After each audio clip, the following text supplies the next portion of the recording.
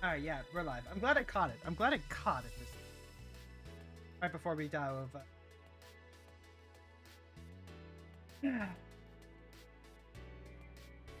Hey there, heroes! My name is Hero Girl. I'm your friendly local neighborhood hero tuber, and this is the Daily Grind. That time of the day where we come on and grind our dailies. It is Tuesday, June 23rd. Still happy Pride Month, everyone. Got a couple of things going on today. First of all, the Marvel set. The Marvel set has dropped. So we got tons of Magic the Gathering Marvel superhero stuff that's come on. And I'm sure we'll see no end of it. Probably. There's a lot of stuff here. Some of it's actually like legitimately cool design. Some of it is stuff that I will have to take a look at later on. I'm not as down on this as I was with Turtles and Avatar.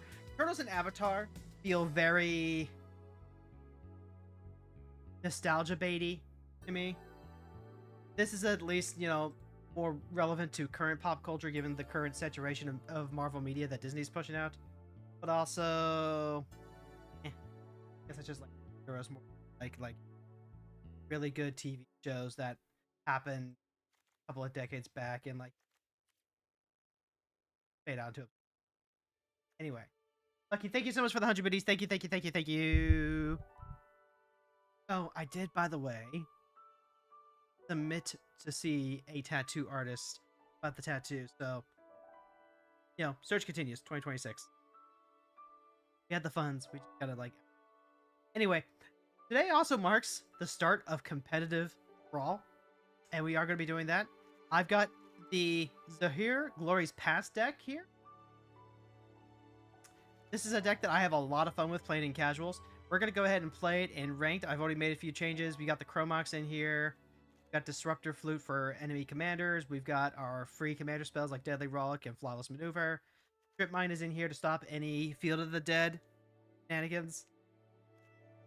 It's a little bit of a liability because it's a colorless land, but that kind of just is what Cavern of Souls has the same liability.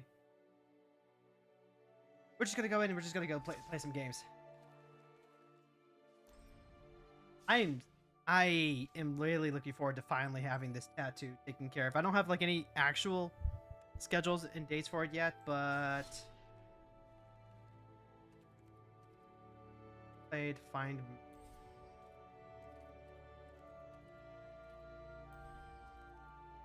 comp.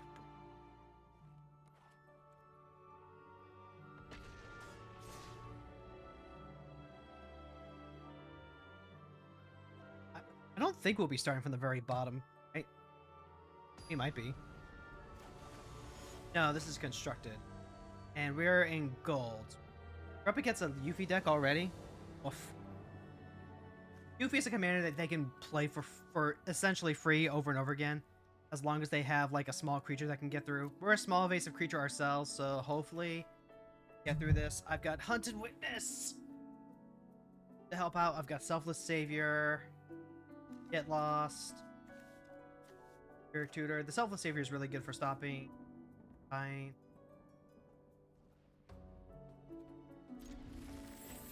I might just go up, keep Vampiric Tutor on my next turn. Might mean dropping either the Selfless Savior or the Hunted Witness. No. Really, what I want to do is I want to find something that'll help me keep them from burning us down. Selfless Savior means that the Zahir is better, but the Hunted Witness, like, trades. You're gonna be playing with a bunch of small evasive stuff anyway. Go ahead and we'll play.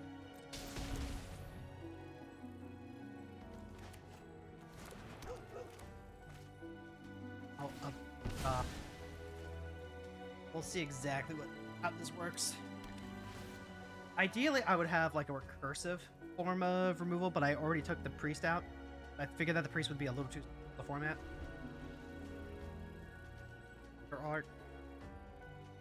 What happened to our ability to just like pick the art? Gameplay, hide alternative arts. Editable outside match.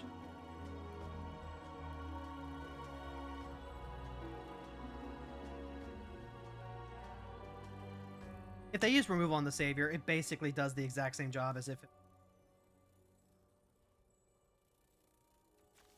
Love to get this vengeful Blood Witch.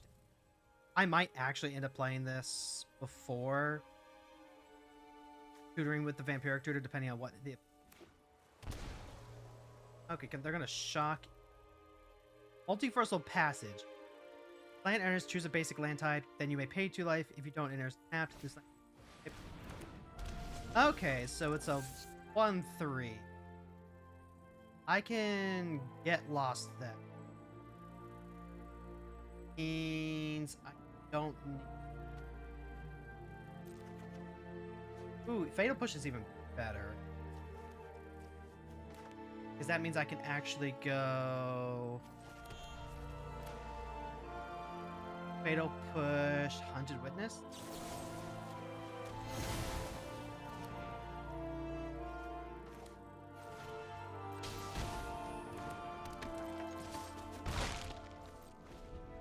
And then next turn, we have the ability to Vampiric Tutor and play Get Lost or Zahir.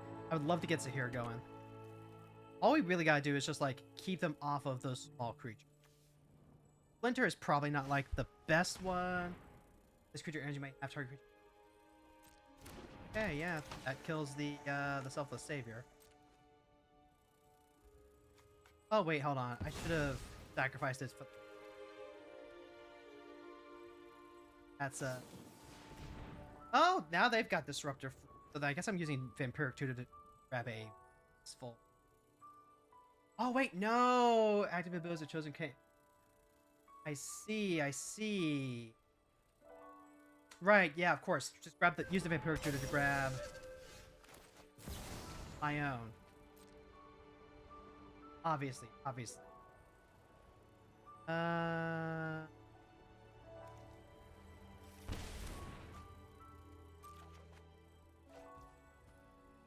Alright, go to main phase, crack this, grab basic island. Yep, and now we need...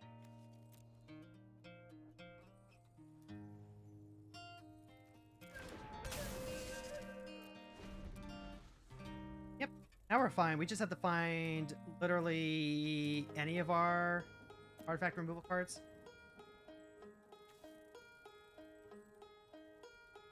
Commander Ninja is an activated ability. They'll have to bounce the Disruptor Flute, actually get value off of it.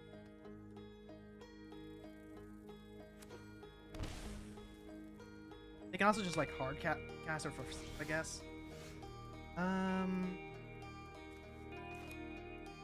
What I want to...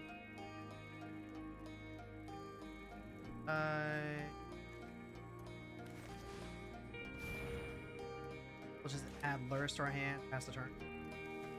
Specifically because if I draw another land, I can start double spelling.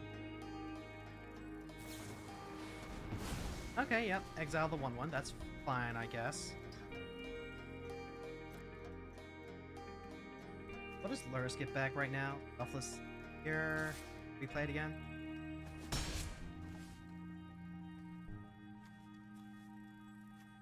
Like drop Cutthroat.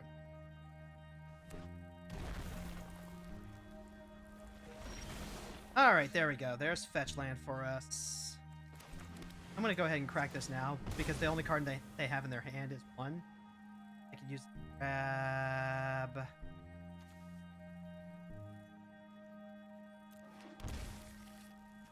Yeah. Honestly... The upside of just resolving Lurk. Fine. Selfless Savior. This is protected.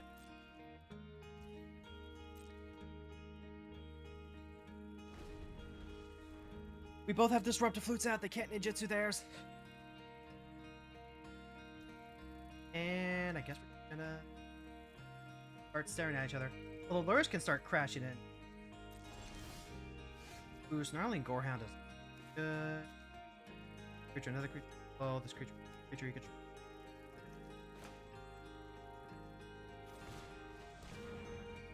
Snarling Gorehound. Selfless Savior can actually, like, sacrifice itself and then back. Like, it has to be exactly an exile effect. Play Subtlety. Put Subtlety on top. That's fine. I do have to think about, like, them actually, like, just hard playing Yuriko.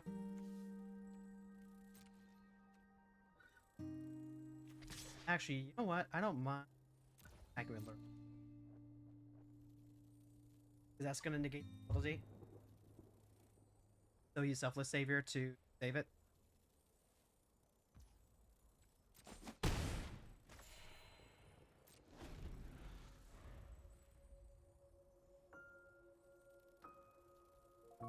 Goat. I'm still, like, learning some of the ins and outs of the format. It is going to be like Disruptive Flu is just one of those cards that you include in every deck because it shuts off the card that you always have access to. I can play Zahir on the next turn if I need to. I even just like... I might just start playing my 2-drops though. I think actually... Go ahead, we'll take... That's...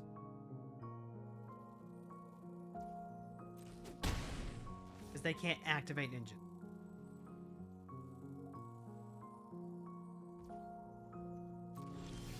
I did want to actually, like, use the Gorehound to help us. When Wondrous Wasp enters, tap up to one target creature. It loses all abilities for as long as Wasp remains in the field. Let's... That's fine. We'll get lost there. Then I will just use the Gorehound. Getting the Gorehound is...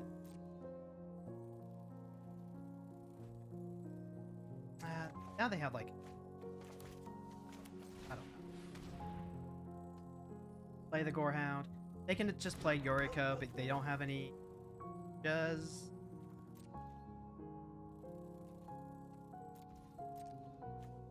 Deals combat damage to a player, reveal the top card of your library.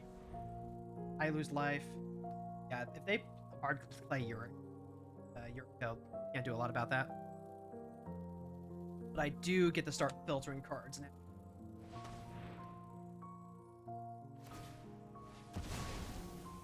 Back the map. Those maps tend to actually be a liability. Like the map token and the clue tokens that these type of white removal spells give. Sometimes they're really good because they're versatile, they're instant speed removal, but sometimes it's just... Oh, a Psychic Frog is actually really problematic for me.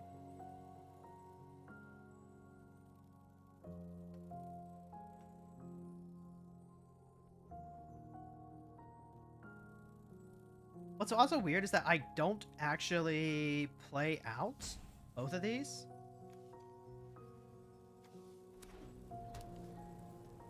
Because then if they have like a kill spell, I can't replay the Selfless Savior. I guess they would do that at end of turn anyway. Creature or another creature you control dies. Actually matter, does it? Power 2 or less. Flawless Maneuver. If you control a commander, you can play acid. Creature destructible. That's good, but I need to like dig. I only have one unknown card anyway. So, Command Towers. Weirdly enough, it's what I want. Because I get to play Zuhir, so I think I'll actually lead that. And then we'll place it here. We'll have all the fun stuff going on. Start using Zuhir. I can start sacrificing some stuff, trigger all these Cruel Celebrant effects.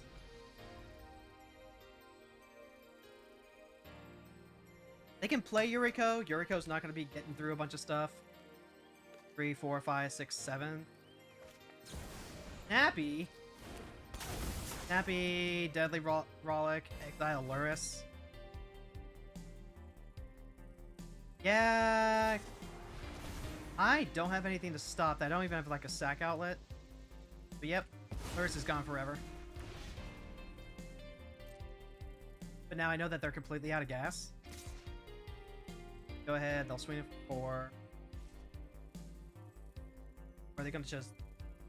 Gotcha.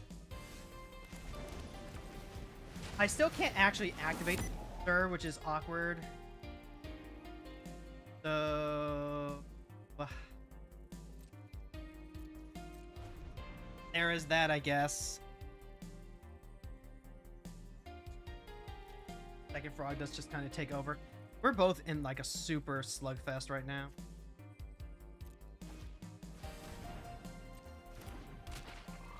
I can't activate. Can't be activated unless they're released. So I don't have a sack outlet. I've got Selfless Savior. Strip Mine? Rude. Also, I mean, like, I guess that chokes me a little bit, but I can still attack with Z. Ooh, I've got Marionette Master.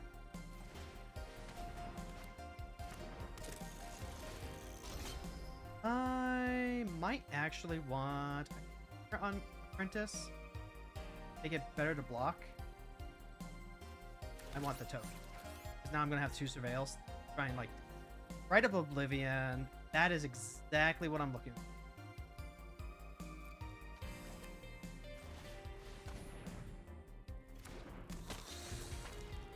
Got 4 cards in their graveyard. Alright, just go ahead and just like start smack. Oh shit, they just have like Subtlety they can block with, right? Yeah, they just have like Subtlety they can block with. Yeah, I didn't think about that too good.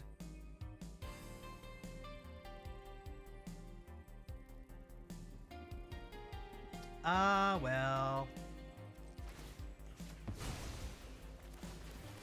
At least we do get like a ton of drain from this.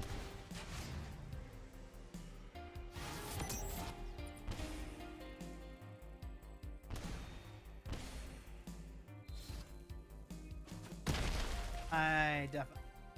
You're back. Whoops. The Psychic Frog can still attack in for 1. They'll have 2 cards. I just have to live like 1 turn. If I live like 1 turn, I can sacrifice a token. Psychic Frog. I'm gonna exile cards.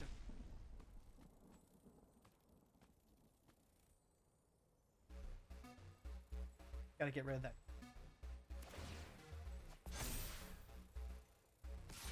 Alright, 2 in the air. That's fair. And take 6. Yep. Nope, you don't want to leave that back because you're still here. Oh, they're gonna go for it. Hope they do. Yeah, you want to go for it. You want to try and like end the clock while I'm struggling. They can also just like hardcast Yuriko at this point, so I'm not sure why they would. Alright, so yeah, get 1 card. If it's a counter spell, that's really bad for Rite of Oblivion. If it's removal, then I absolutely borked it by attacking with Zahira last turn. But at least if I can get rid of the Disruptor Flute, then I can replay Zahira with a little effort. I'll probably have to sacrifice the Warhound. Alright, so they're just going to go ahead and play Yuriko.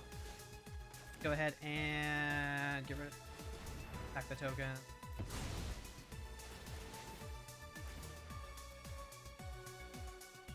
Here's our chance to respond.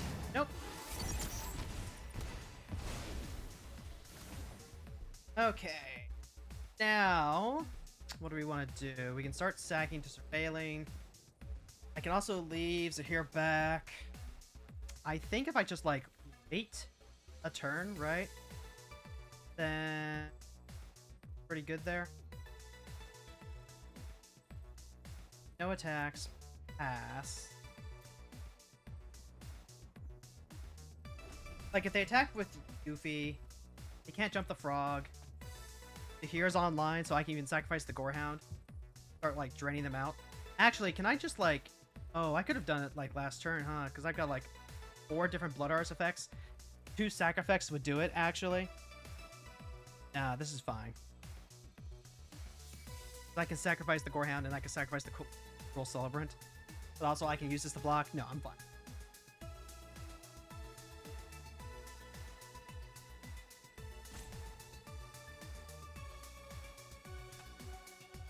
Tutoring for Disrupt. It's gonna have to be... Got 2 cards in hand. Could be bricking. They would need 1 more in order for the Psychic Frog to do anything.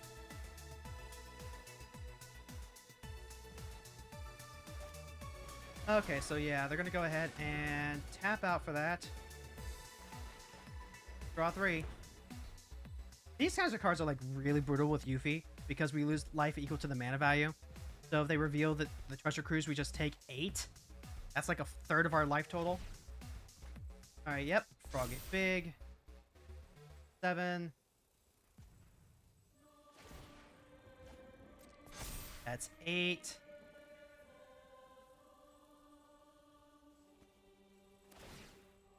Card, that's 9. They're still not lethal. Remember, ninjas have to deal damage. Alright, so Frog attacks. Past the blockers. I'll block with the Gorehound.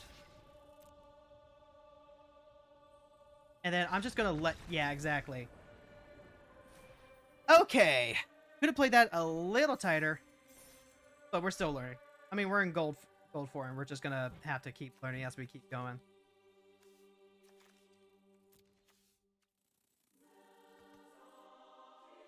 So here's pretty good to be fluted, huh?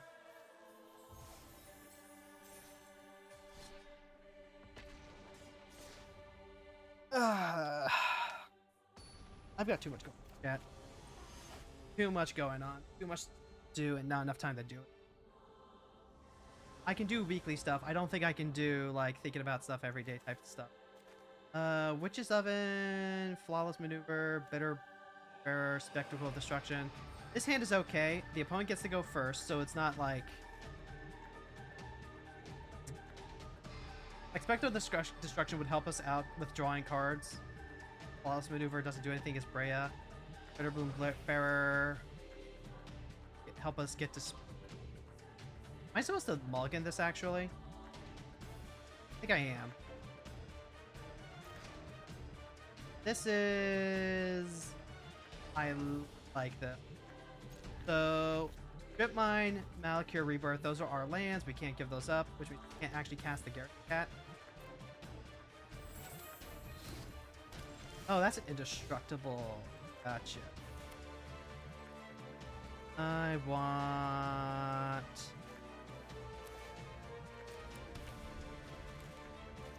I could go Bone Verge into Strip Mine, play Spectacle. That's a Sacred Foundry. Let's Strip Mine that Sacred Foundry. And then we'll go Gorehound on the next turn. Oh, they didn't even float mana.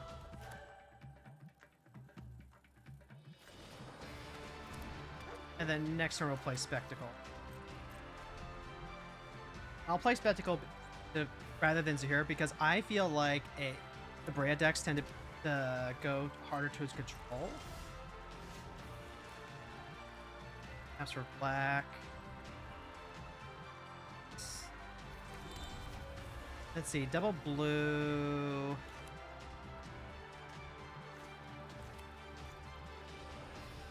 I just like... Spectacle of Destruction lets me trade better. I'll offer the Dark Confidant as bait. No, okay. Battery Birth is not bad. I've got Razorgrass Ambush. I'll keep it. I'll keep it also because Dark Confidant will, if it lives, give us 1 extra mana. Got this Curse Marauder for... Is it Locket? Oh, that is currently a choice. Alright, so what happens if... Let's play it safe, shall we? I'm gonna play around a potential board wipe by playing Spectacle out now. I can play Zahir on the next turn. I can play a Curse Marauder. I can even play this out as a land. I've got a lot of options here. Forehand triggers whenever we play a creature power 2 or less enters and it gives me a Surveil. So with Luris being able to play cards out of my graveyard, it's basically a free draw. Spectacle's just going to be like a free draw for every one of their kill spells. Oh, they've got the one sure thing. So no speed for me. I might just take the turn off to play Luris, actually. Or at least to add Luris to my hand, then. Ooh, Rite of Oblivion is an amazing draw, actually. I have to be careful if I want to double spell this turn. Rite of Oblivion, sack... Not the Confidant. Sack a non-land permanent. It might be sack the Gorehound, then. Yeah, I think I like sacking the Gorehound. Trigger the Spectacle. Trigger that. We have 2 mana, so I guess I am playing Zahir here. Attacks because they have Fog from Ring. Yeah, they could play Brea and then they could sack immediately. Grim Tutor.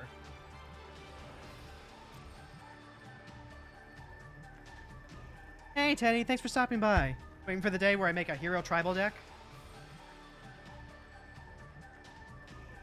I mean, it's on the back burner of ideas. I'm thinking about... I would be thinking about playing it as, like... Honestly, I'd be playing it as Sid, I think. I think that there's some cool stuff that you can do with Sid and Hero since he anthems up all the heroes. But also, all the hero cards have their own, like, archetypes that you can build around anyway.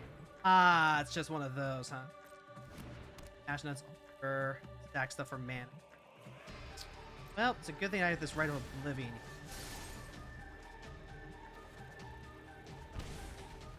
Okay, let's think about this for... We always play our land for turn. We always do our attacks. What I want to do is I want to Disruptor Flute Brea. So Brea doesn't do anything. I also need to get rid of this Ashnod's Altar. So I can't do that.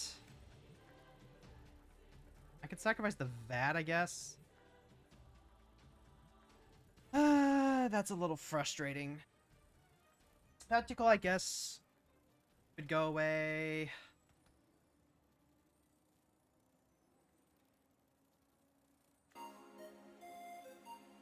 That's just like the best thing for it. I don't have any one drops second. Then let's Rite of Oblivion, sack the Dark Confidant then? That might be it, actually. Sack the Dark Confidant since we'll get that back. And then pass the turn. I'll have the Disruptive Flute on the next turn then. Or, you know, let the opponent scoop. Eddie did craft the Unbeatable Squirrel Girl. On that, you want to make a new Capenna deck. The new commanders are really good. They're tried and true. They're tried and proven. Depending on what you want to do.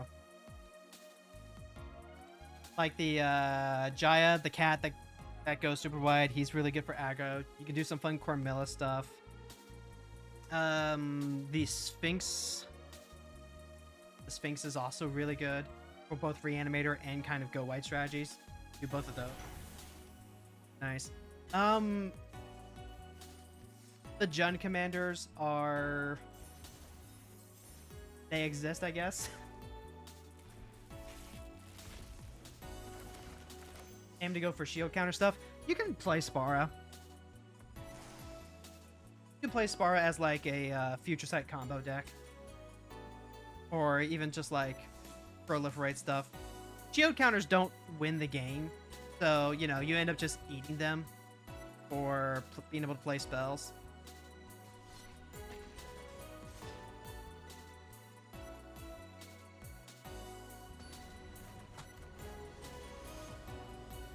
Oh, Tony Stark already in ranked? Okay. Okay, chat. Let's see. Tony Stark. 1-3. Pay 1 tap. Look at the top 4 cards of your library. Reveal an artifact from among them. Put them to your hand. So he impulses for an artifact. Pay 6 to transform. Lion Haste 5-5. Beginning of combat, you can put an artifact from your hand on the battlefield. If it's an equipment, tap it on. Okay. So this is either going to be Voltron or it's just going to be artifact shenanigans. I don't have any white for my white. Legion's Landing, Get Lost, Nezumi Line Breaker, keep the 6, throwback. Probably the Mana Confluence, I'd have to say. Then go turn 1, Legion's Landing. Legion's Landing. Or Selfless Savior. They've got like a mountain there. Legion's Landing has a little bit more upside. This is a 1-3. What are you doing if that ends up? Now let's go ahead and get our Legion.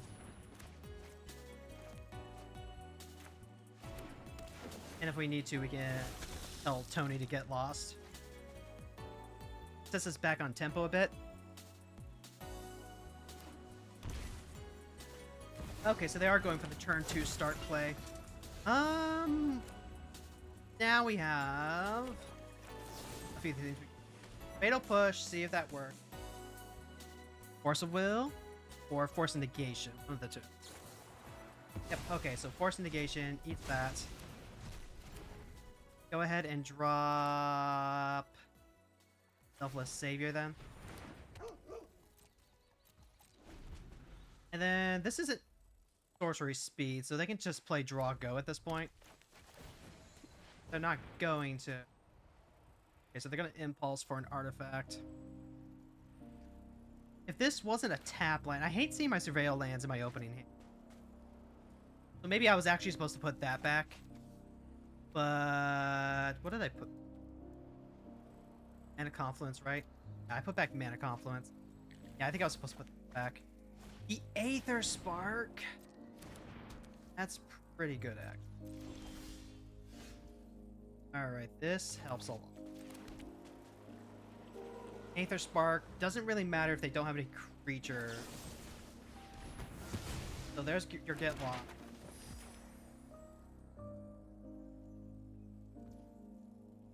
Here's a Link Breaker. We can try and turn that into a land next turn.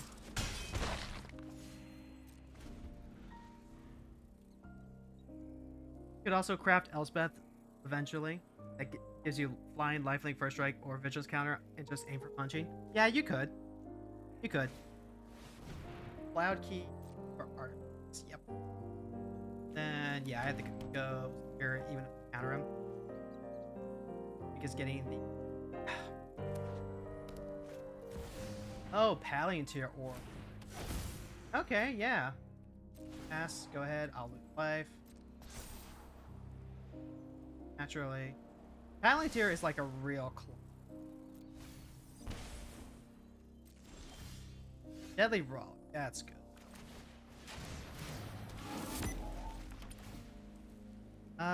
Esper Sentinel whenever they cast their first turn.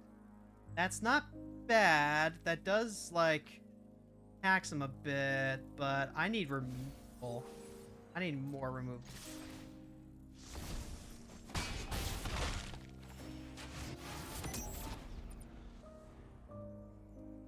Shield counters is just good peace of mind. I mean, like, shield counters are good. I'm not saying they're not. But they're also, like, you know, not so...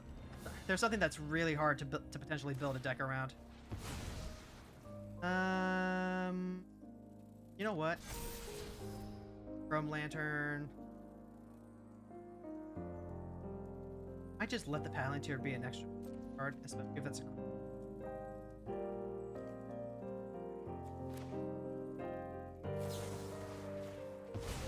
exile Stark now. That might change the...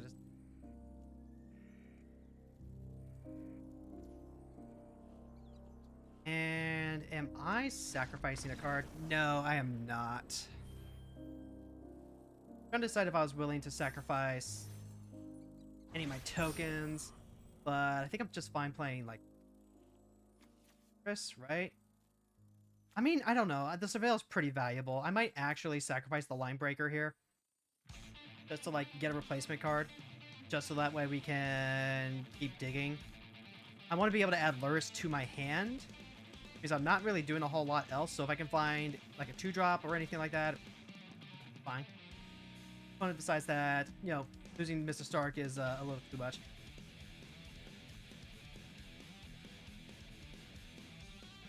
Invincible Iron Man, cheating in big artifact, but he already costs, like, big mana artifact. I can kind of dig it. Good stuff like Meteor Sword.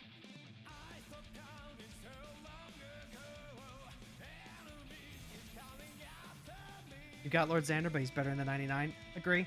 100% agree.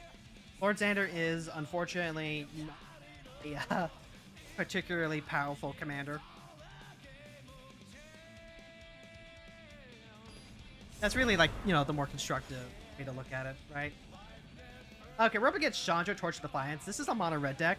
So, right off the bat, we want to make... I want to see... I was going to say I want to see... You know, basics. I've got Cavern Souls that I can lead off on. But that doesn't let me cast Mother of Runes or Skrelv. That's a really tough call. Leading on Mother Runes and then just, like, getting to the name Red forever is really good. But is that Cavernous Souls good? Because Cavernous Souls, I then have to play a Swamp, and then I'm forfeiting my next turn. Okay, this is not ideal, but it worked. Bitter Blossom, Cutthroat. Keep this 6. This has to be fetched for a Plains immediately. Bitter Blossom potential bust. It might be put back to Cutthroat. No, put back the Horror.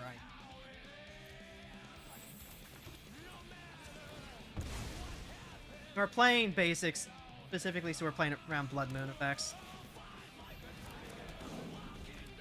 Get down to Bitter Blossom. They're not going to have, like, a ton of ways to deal with enchantments. They might have Chaos Warp. Gets a Here down with also really good. Fetch lane. We're always playing Command Tower, that's for sure. Question is now whether we're playing Sahir or not. And I think I just want to get the Bitter Blossom going. Goldhound is cool because it's a 1/1 first strike menace card that also cracks itself for a treasure. It's basically a temporary elf. Blocks the super cheap stuff really effectively. I'm probably going to have to use this Arid Mace to grab a Surveil land. This is going to turn into a mountain as soon as they drop. Feel hard. Chandra comes down. I don't care about losing Zahir if I could just, like, get going. So actually them attacking with Goldhound would be ideal.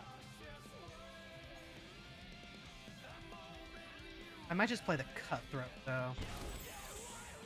Brain Maggot is a good one.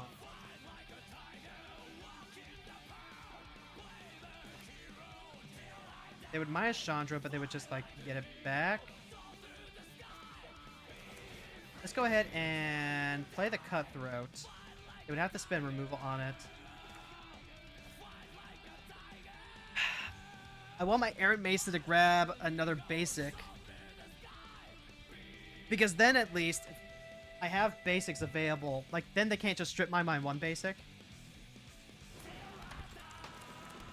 We're gonna have to hold off, just see what happens. This is not the fast start that I wanted. That Goldhound is single-handedly holding me up.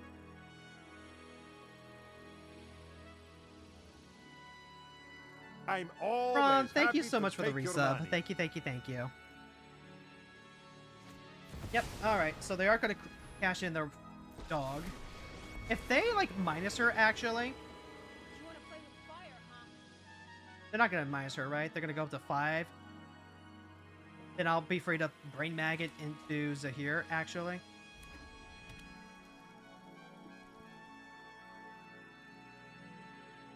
Can't double spell if I do it that way, though. So I'm just going to have to, like, eat the risk. Yep. You're going down. Alright. Cheeks clenched. Disruptor Flute would be amazing. Anger of the God. 3 damage to each creature. I just lose my whole board? Oh, that sucks. Brain Maggot could have stopped that. So... let's see what we can do back for this. Because Bitter Blossom will get there eventually. Marsh Flats, weirdly enough, I'm going to take it. I'm going to take it because I very specifically need basics for my own state of mind, you know? Alright, so let's go Brain Maggot. And, oh, they only have... oh, there's the Blood Moon.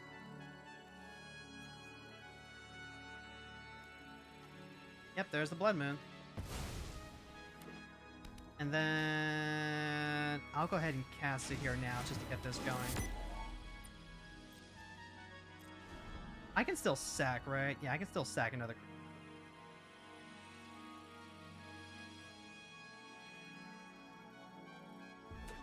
Alright. Out. Ugh, crunchy. We're locked in, fat chat. Locked in. Okay, so they are going to go ahead and Bolt Wave me. I don't know why Bolt Wave isn't here, though. Like, it's a 3-mana burn spell, but I feel like a big red deck would, like Chandra, would actually want just, like, full. Okay, so they are going to go ahead and kills it here. I'm just looking to let that happen, actually.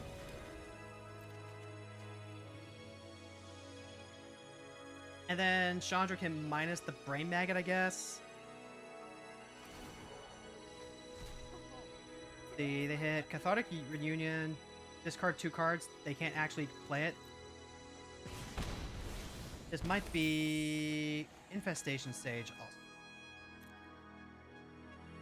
So this is definitely 2 on Chandra. Or doing that. Just trying to think.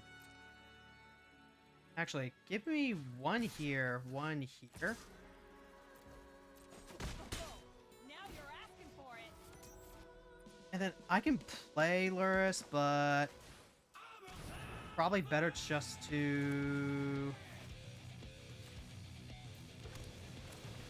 play out more creatures. Like, as long as I can hit them, I can play Luris. They kill the Brain Maggot, they get the Blood Moon out. I can still play Luris. I can still do something. Something Marvel Superheroes, yippee. Something Marvel Superheroes, yippee indeed, Cantria. Indeed. Okay, Volcanic Spite, hit... I guess Brain Mag... like, I do have 2 of my basics. I can still play Magic. Bitter Blossom is gonna get there eventually.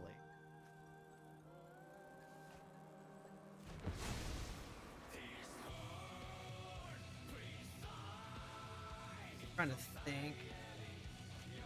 Okay, so they are gonna go ahead and play the Blood Moon. Knew that was gonna happen. I have outs to that though. I have outs. That is not one of them. Alright. So then, go combat, swing, 1, 2. If I play Chandra, what am I... if I play Luris, what am I doing?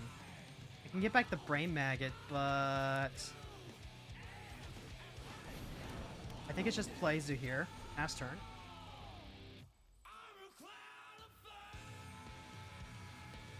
You get to play Magic while in a competitive format? That's unheard of. I thought countering every single card in your hand until you're forced to top deck. Yeah, is what we're doing here. I mean, it's what we're doing sometimes, right? This will Alright, hits a mountain. That's going to be 2 to my face.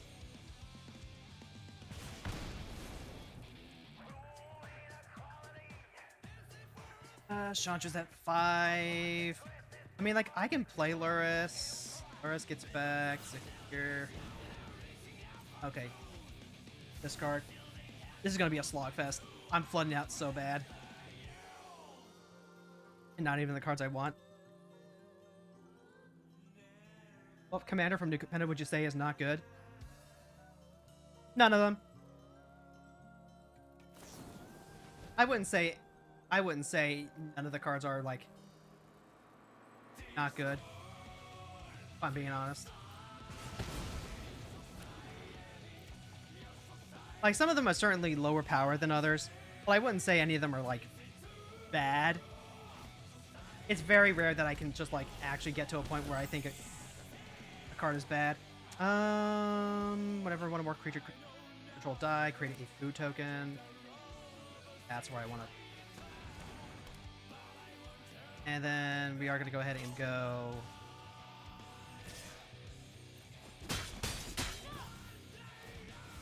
Poke like that. We're currently in a slog, and these food tokens are actually going to be what helps us out a lot. Whenever you stack a permanent, target player mills 2. You give your end step, sack 3 other non-lands. If you do return penalty counter on it. Yeah. This Spirit of Blossom is going to be the only reason why we survive, I think. And like, hey, we got so much colorless mana. We just use the food on that. Today's my lucky day. Gotta start digging. Alright, so like they can replace Chandra with all their mana. That does eat up all their turn. Our opponent is like drawing, but they're also like whiffing probably just as much, I think. They're just kind of trading 1 for 1. If they hit another Wrath, though, that sets us back quite a bit.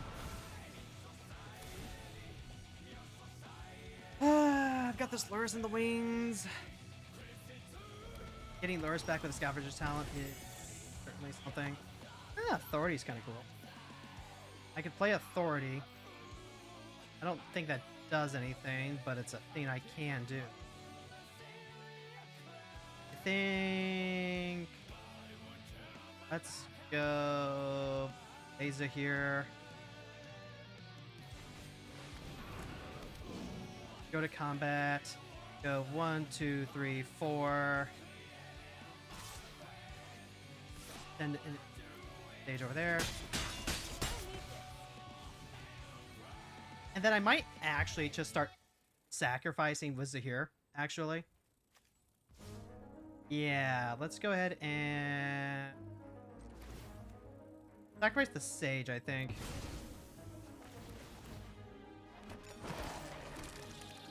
Nope, that's not what I want. I want basics, please.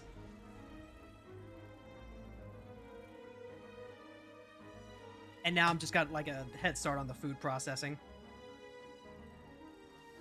They could still potentially double spell, but now we're at a point where unless they have a board wipe specifically.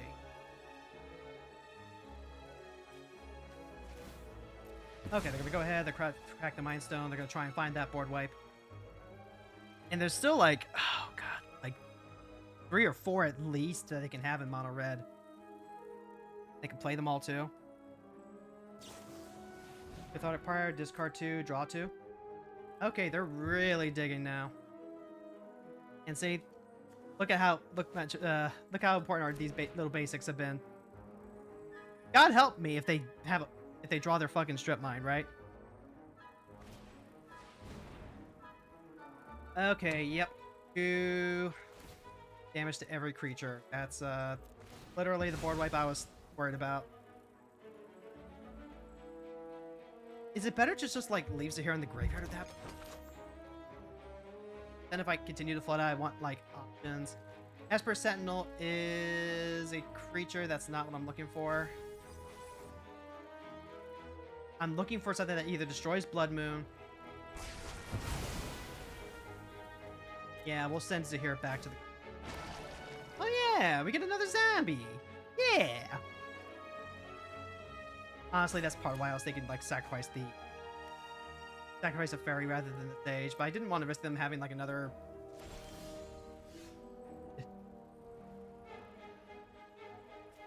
Just whenever you stack a permanent. Thank God! Another swamp is exactly what I want. Because now what I can do is I can go Luris into Esper Sentinel. Might even be Infestation Sage. It might just be Infestation Sage if I'm being honest. But if that was going to be Infestation Sage, I would have needed to actually, like, you know, tap my white mana instead. Whoops.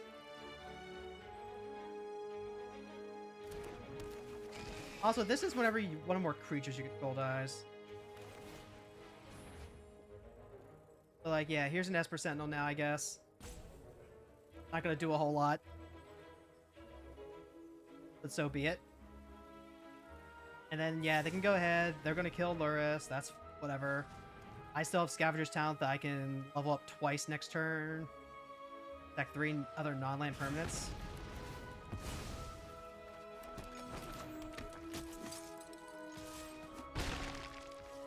And then... yeah. I am going to start eating food so I can bolster my life total, though. This Bitter Blossom will be the death of me.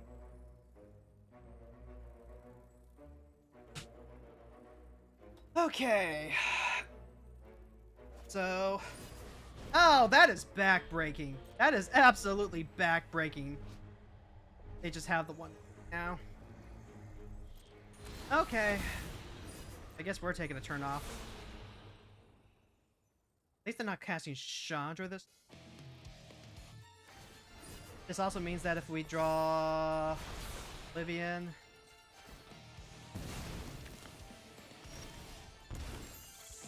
I mean, hey, it's another swamp.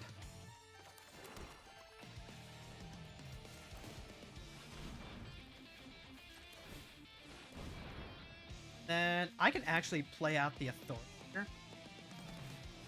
Use this as a free card. Now what do we get back? We can get back Brain Maggot, actually. I don't hate that. Stack 3 other non-land permanents if you do return target creature with a finality counter on it. I don't have any way to, like, protect Luris.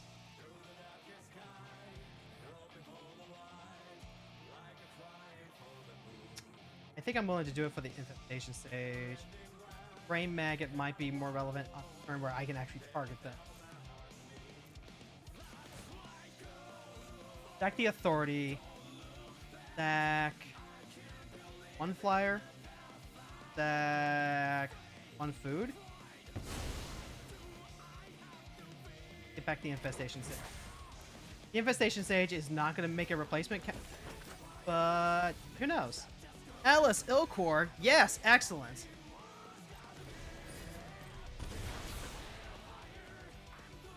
I've got a Curse Marauder here, which makes sacrifice creatures. This might help. Might help. But we're just so flooded. 6, 7, 8. So. But the Scavenger's Talent is also on. Target player mills 2 cards. How much of a fan of Guilty Gear are you?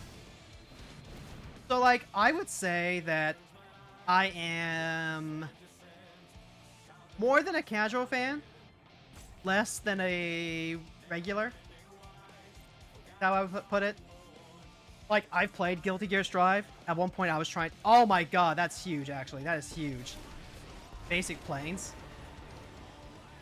At this point, now we can try and just, like, start drawing out of our way here.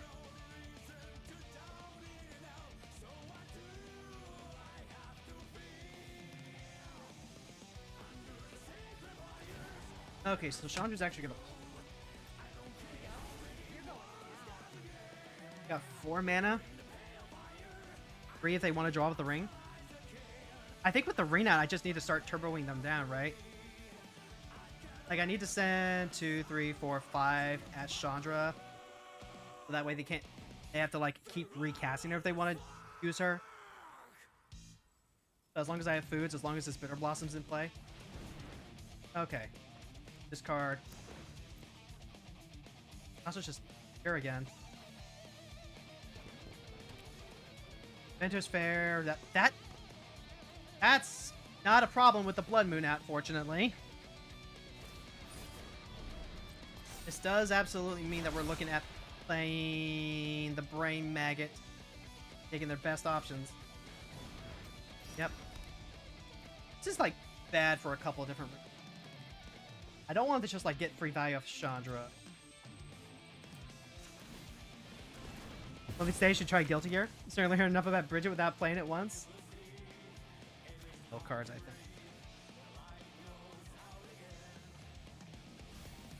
Bitter Blossom, Selfless Spirit. That's pretty good. Selfless Spirit's a really good one to pull off here.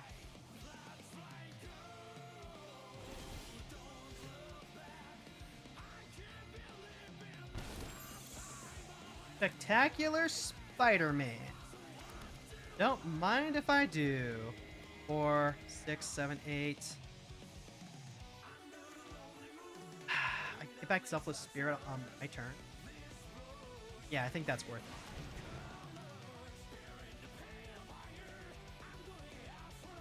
Because here just like gives us a ton of room. Like any sort of all at here just gives us a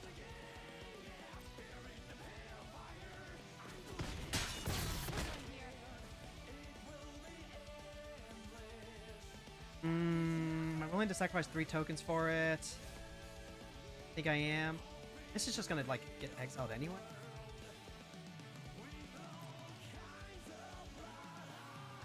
I don't want to lose a zombie. Yeah, let's go ahead and sack Infestation Sage, which is not going to give us anything anyway. Sack Fairy Token, sack. Might actually be sack of food, because the food roll itself. Bitter Blossom good, Ellis Ilkor good, Selfless Spirit.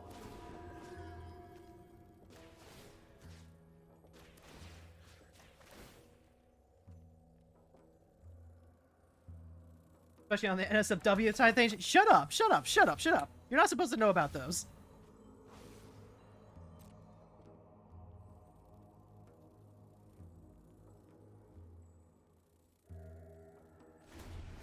Alright, so they're going to be losing life to the One Ring, that's for sure. You got Esper Sentinels here, and Selfless Spirit is, again, not going to die, so it's not going to get us stuff. Caustic Bronco's a really good pickup, because now we can start using that to draw. I think about Herder in the first place. Gee, Lucky, I would assume it's because, you know, you heard so many passionate people talking about the fact that we have an openly transgender character looking at us in the face. You know? Honestly, I'm really surprised that this deck can grind as well as it has been. Having the One Ring out is going to chew through their life total, so as long as they're not recasting Chandra every turn. Flashback for Sentinel. Flashback is just gains flashback. Yeah, I'm gonna make them commit to casting it before I do sacrifice my Selfless Spirit. Anger of the Gods is just like one of the premier board wipes against us. Alright, we're gonna get to mill a couple more cards. We've got like over 60 cards left. We're fine. Ooh, Meat Hook Massacre. Whenever a creature you control dies, each opponent loses life. That's something to think about bringing. Alright, our creatures are indestructible so they don't die from lethal damage.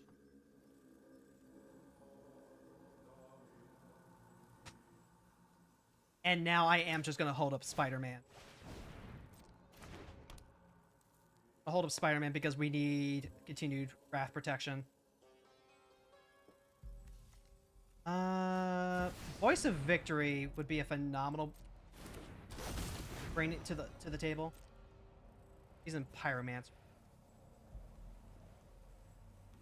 If I can bring Voice of Victory, that gives us free stuff to sack with Bitter Blossom.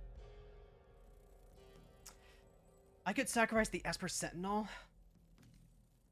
See, Whenever one of our creatures die, triggers a turn. I think I'm willing to sacrifice the Esper Sentinel.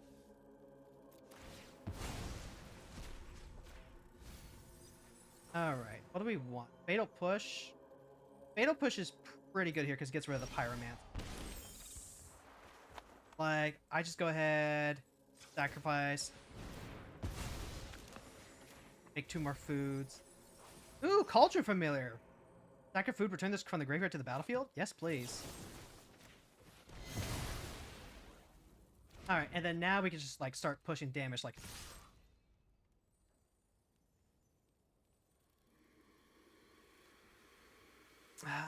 Mother of Runes is also just, like, really good.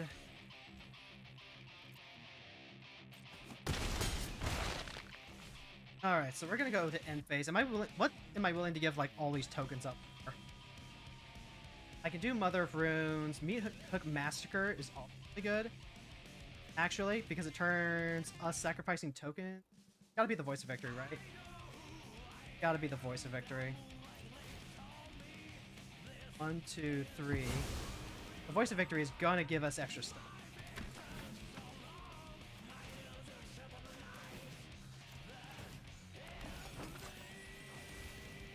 There we go. There's the Rite of Oblivion we need to get rid of the ring. This is the end step, so I can't actually use this. But it is here now. Can't block. Comes into play. It's going to drain for life.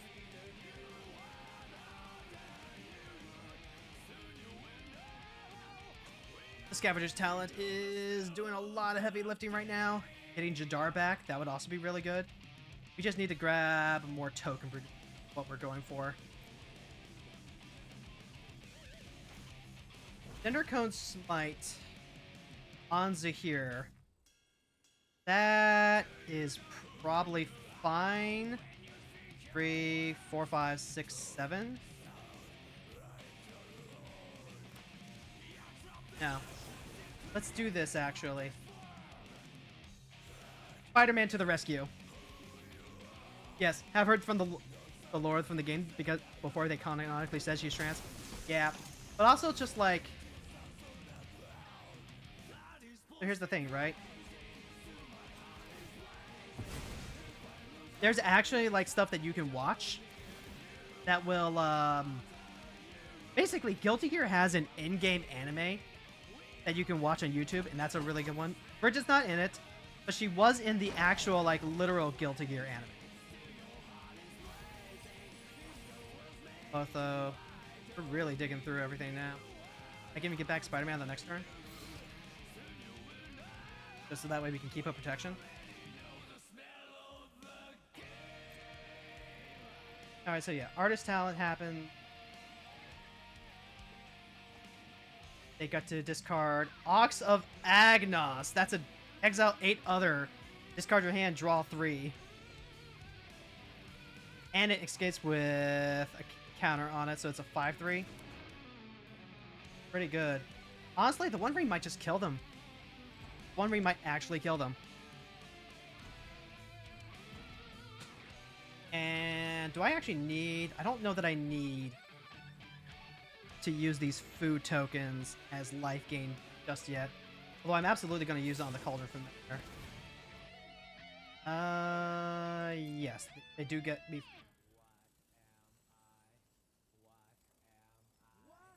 I guess they're going for Red Burn then. But like, on a Red Burn like this, just... This isn't particularly strong or powerful. Not particularly effective. So like, I can deal 3, 4, 5, 6, 7, 8, and then the One Ring kills him. They could theoretically do Seasoned Pyromancer and Ox of Agonist. Yeah, they have like plenty of cards to do that. This is what? Exile this card. That's only 7 mana. They've got 6. They got that in spades. Oh, no. Okay. Alright, Cauldron Familiar to the rescue! Yay! Well, I guess I could have sacrificed with Zahir to get like extra on the Cauldron. Whoops. But also, they can't cast spells anymore. because I've got Voice of Victory out. So if they had something that they wanted to do, they lost their opportunity to do it. All right, and we win the grind out. Excellent, excellent, excellent. All right. So, like, real quick, the One Ring is a good card, but you need just like, I think, admittedly, this isn't like a lot of their deck, but it really feels like they were trying to play mono red control, but they didn't see like enough of their really relevant control pieces. If nothing else, they didn't draw like any of their game win conditions, you know? Whew, Scavenger's Talent coming in clutch with those food tokens. Yeah, absolutely. I absolutely should have used to here, sack the culture from make an extra zombie. Food token would have gone off. Well, no, we already got the food token from... Oh, that'll hard earn to win.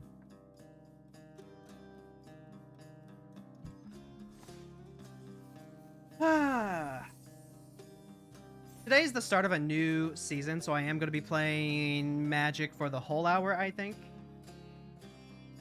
Like, I am just kind of like in the zone for playing Magic. And we're not going to be streaming tomorrow because I am going to be going into therapy tomorrow. So we're not going to be back till Thursday. We're not going to be back till Thursday when we do just like regular stream stuff. Friday's going to be Final Fantasy Friday. Be here for that. Also, I've got my doctor's call on Friday, so at some point I might have to like pause. I might have to like duck out a stream just real quick just so I can do the thing. Mono black, Rousera Guest Lecturer. +1 is Surveil 2. Any number of target players each discard a card. Return target creature card may value 3 less from your graveyard. And then the alt is flip 5 coins. Target opponent skips their next X turns with X number of coins that come up. I think it's one of those like box cards or whatever. Selfless Savior, Cruel Celebrant, Spectacle, Chromox. Keep the 7. Are we in the draw? We are. I want to go turn 1. Oh! Okay. Turn 1 Ral it is. Yeah. Priest of Gix. No one ever plays Priest of Gix and uses that fairly. Alright, so what are we discarding? It might be... At a loss for words. The Cruel Celebrant's also really good. Both of these are protection spells. I think the Cruel Celebrant is better for the Chromox. I want both of these lands. So... Card's selfless. Okay.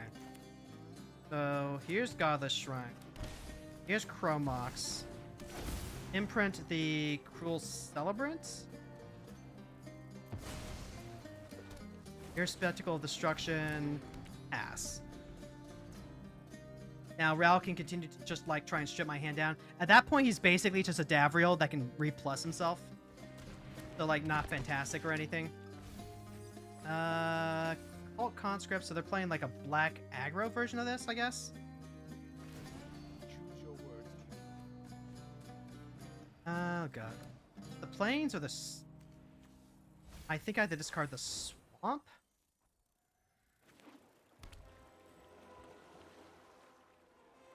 Oh, they surveilled, right. Okay. So this is just like black aggro then. Yeah. I mean, it is what it is. Talking Numa. Go ahead and play out the swamp. So here. Skrelv. Pass the turn. Spectacle is going to draw me free cards every turn.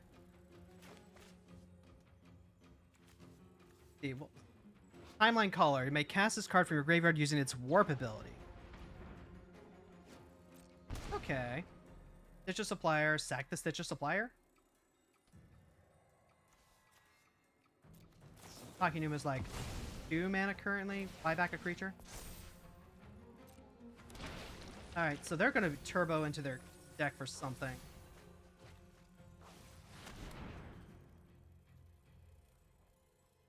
Yeah, this is just like mono black aggro. Then if we actually hold on to, like, say, the Cruel Celebrant back. Yeah, mono black aggro with aristocrats.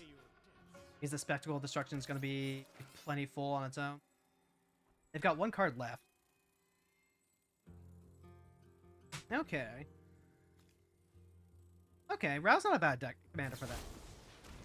Tragic Slip. Go ahead and sack for Surveil value.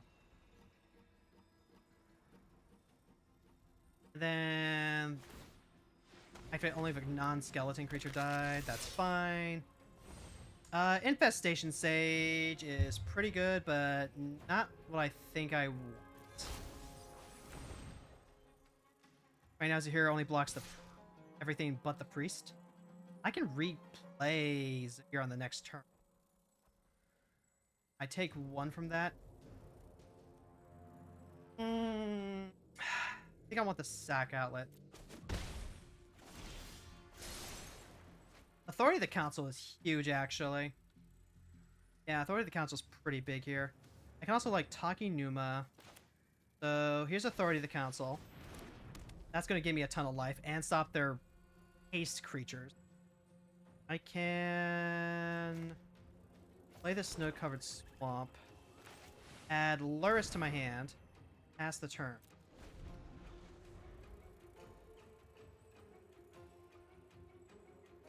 And they can still do a ton of stuff. Rao's giving them quite a bit of selection. If I can resolve Luris and then play Selfless Savior, feeling pretty good about where we are. Moon Shadow is a really good one. But they're also completely hellbent. Yep, we're going to take 4 more. Bad position to be in, but not the worst.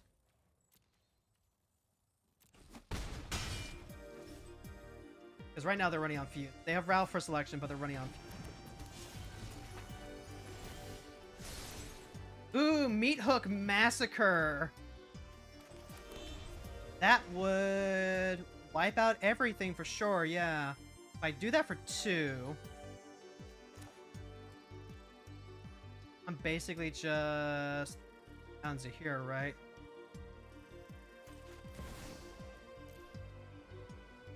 Yeah.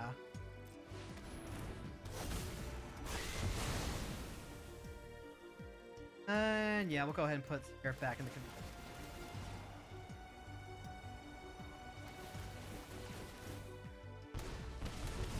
Alright, so yeah, we just take an absolute beating there.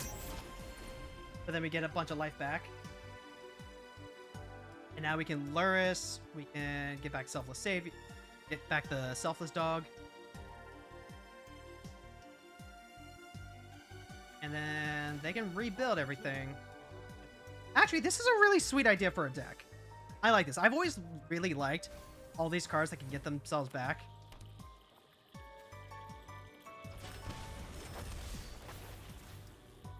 Authority of the Consoles is gonna be one of the reasons why we actually managed out here. I just give this a free life. Sure. Marionette Apprentice. All right, and they throw in the towel. Excellent. That was good. I like that deck actually. That is a really sweet deck. I love the mono black aggro deck.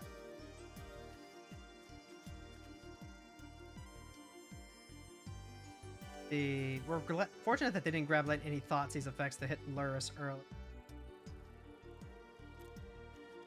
Ral is very good card selection. He doesn't actually like draw you cards, but that was very good at utilizing him.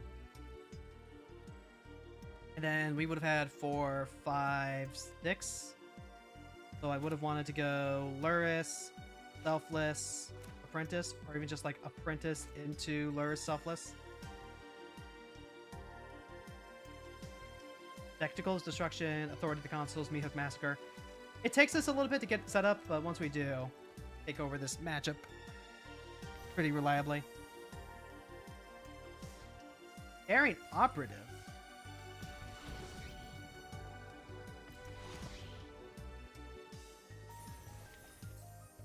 Kind of achievement.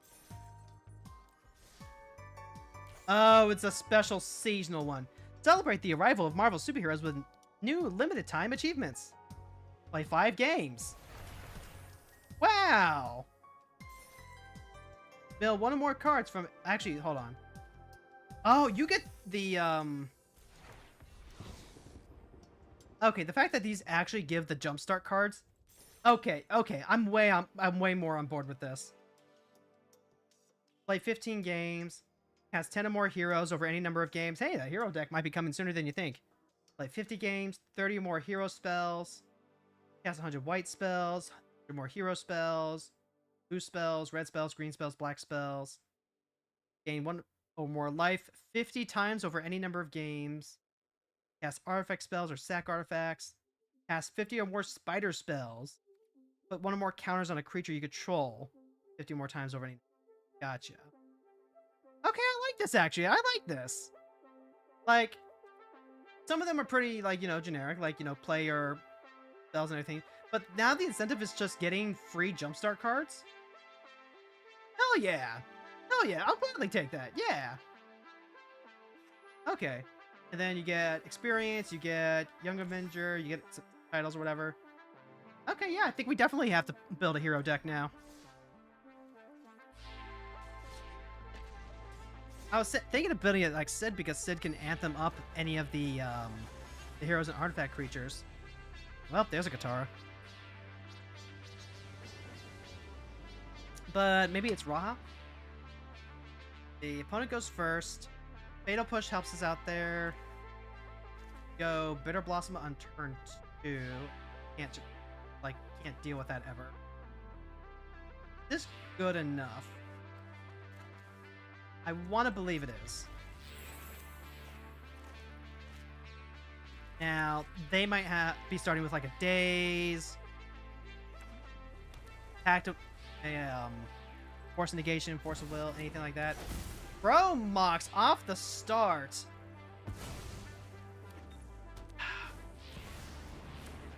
Well. Are we just gonna go Fatal Push now? If they have it, they have it. Daze is disastrous either way. They get to untap, and it's just like actual counterspell. Alright, they didn't have it this time. But they give up for that. Unwind.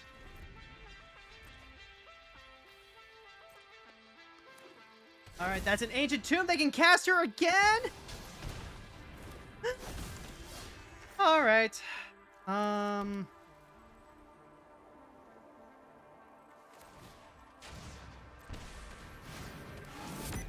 I guess we're just gonna have to see how this goes now. The way that you beat mono blue control decks is you literally just make them do stuff, right?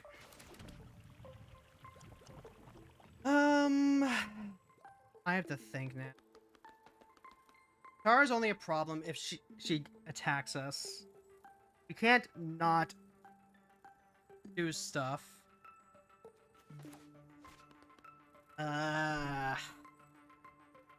snowball's so... I really wanted to gamble that my removal would buy me enough time to pick that up. They could just, like, have nothing.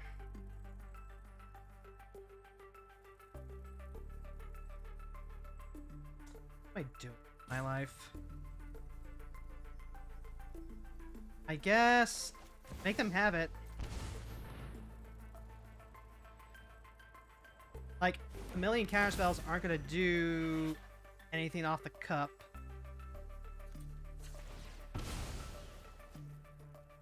Okay, they're gonna stifle here. No, they're gonna bounce here, and I'm gonna pick it up. Ancient Tomb and Chromox is a beating, but what can you do?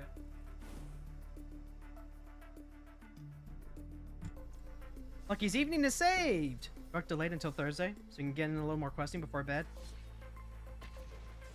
Yeah, get on it, and catch up to me, because, like, Every time. Every time I'm like, okay, I finally reached this point. You're always thinking I'm just a little further ahead than I actually am.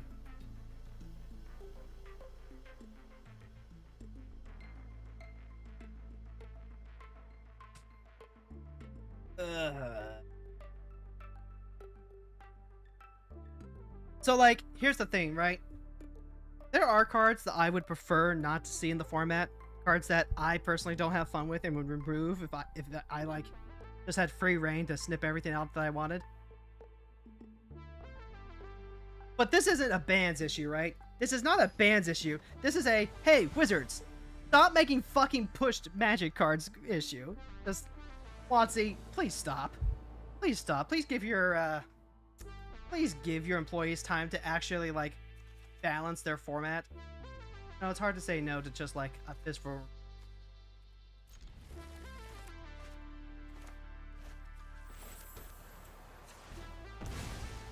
Already got 1 planes, so just gonna be Lava Axe myself, the Thoughtseize. Okay, so Cloud, this is an equipment deck. Destroy enchantment. Matters a little bit. Black and red. That's a really slow. That doesn't do anything. That's a creature. Probably take the Cloud so they don't get a chance to tutor. They don't have any removal either. Yeah, they don't have any removal.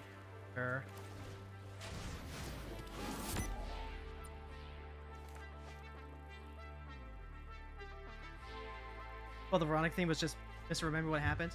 Sorry about that. Lucky, you don't gotta keep apologizing for it. Like, I'm gonna talk about it because this is a relevant thing to my life experience, but you are not obligated to, you know, break yourself over the coals because of what happened.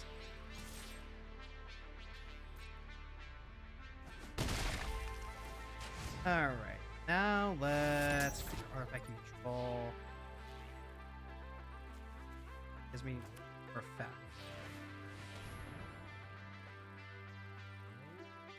Yeah, so far this is a really slow.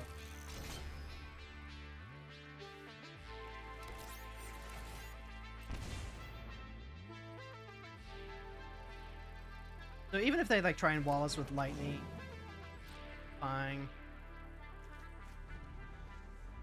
The Honor draws a card eventually, but I probably anticipate like hitting their Denitha. No, they're gonna go with light. They're actually just gonna play lightning. And I've got a couple of options here. I'm probably like playing the Cutthroat no matter what, right? Playing the Cutthroat no matter what. Then we can go stack. Yeah, let's sack the servo here.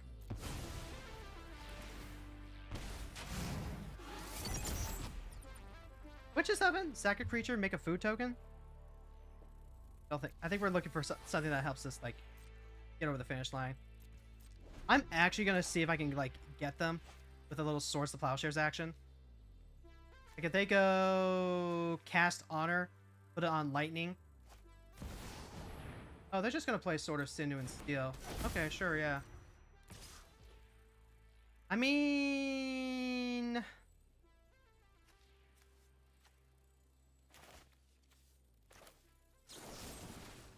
I'll just do this. And then, like, they've done virtually nothing for their first 4 turns. Chromox is kind of a dead draw at this point in the game.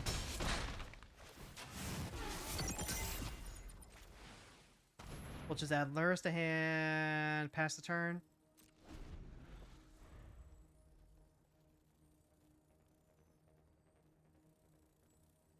Okay, let me put it this way. Lucky, you are forgiven.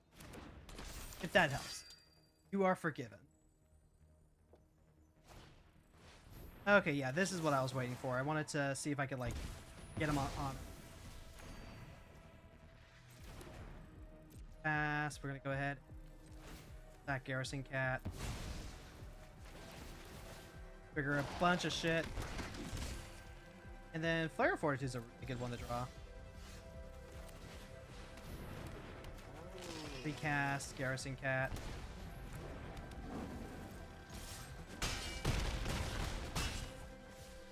And maybe even sacrifice token.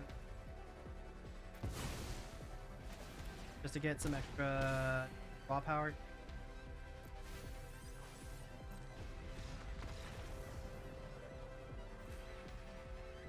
Alright, that was a good one. I understand the idea of, like, turning Lightning into a Voltron commander. I love Lightning's card. I think it's fantastic. Part of what has me excited to play Final Fantasy 13. I don't know that I keep a hand like that, though. Seems kind of slow, especially in rank. Sword of Sinew and Steel is essentially 5 mana over 2 turns. Demystify is also just really narrow. This is almost certainly like a newer player, I think. Because when you play enough Brawl and you start, you know, like really honing your competitive senses, you start to get an idea that your narrow card answers need to be a lot more flexible.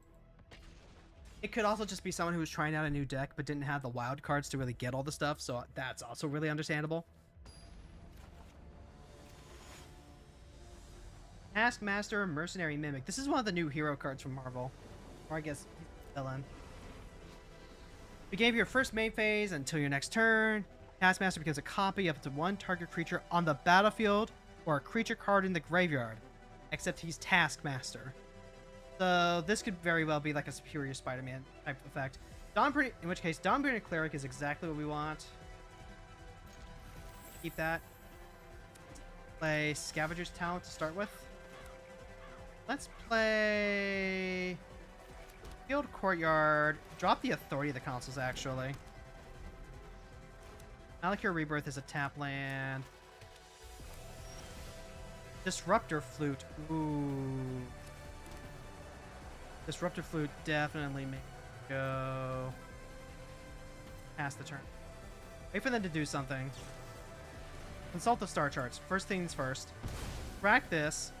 Grab Shockland. That way we just kind of have perfect mana. Here's Disruptor Flute. Name Taskmaster. Double check.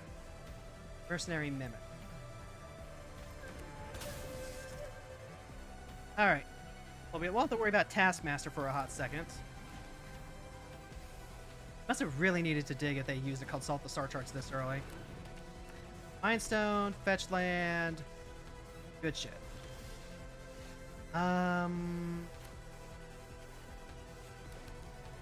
Well, let's go ahead and we'll place it here now, even if they counter him. Alright, so no counter. That's good. Oh my god! Yes! Yes, dude! They needed to crack my fetch land in responses to here. Because now we just have free speed, baby! Your intentions are coming from a good place? I know they are. I know they are. Trust, believe me, I'm not mad. Like, legitimately not mad or annoyed. Trying to find that balance between showing your enthusiasm for the game and trying not to be annoying by at the same time, so appreciate the forgiveness. Alright, so they got 3, 4, 5, 6 mana already. I don't have anything on the board. Let's cast the Selfless Savior now. They're gonna do something, they have to do it now.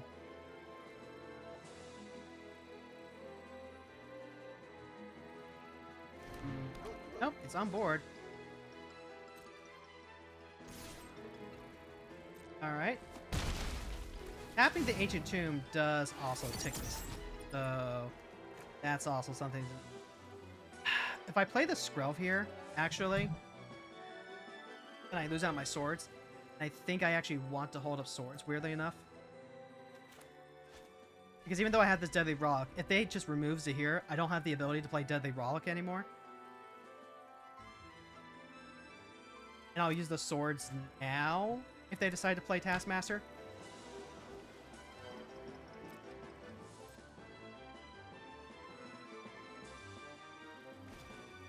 Walk the plank. Destroy target. Merfolk. Sure thing. And then if they want to use another kill spell for Zahir, they not going it. Okay.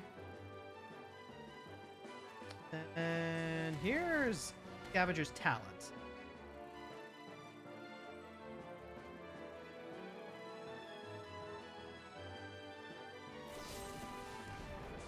Okay, so they're gonna discard Arden rather than...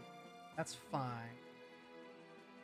None of these save him? That's fine again. Go ahead, turn him back. And then I'm absolutely gonna hit Arden here with this Dawnbringer Cleric. Exile target card from a graveyard.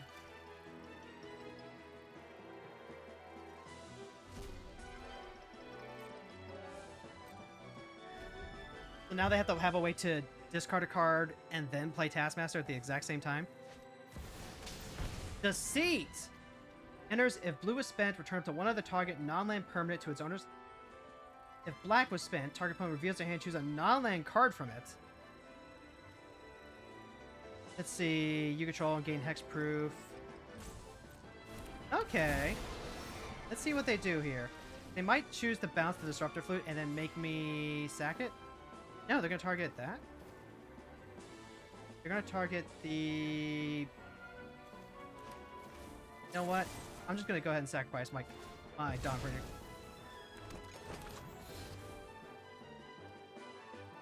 And then now they just, like, have to see it, I guess. Oh, wait, no! I don't have... Okay, I thought this gave me hexproof. Your life total can't change. Impermanents you control. Impermanents you control gain hexproof. Okay. Well, that's still a 5/5 that just murders me, right? Just a 5/5 that straight up murders. That's odd.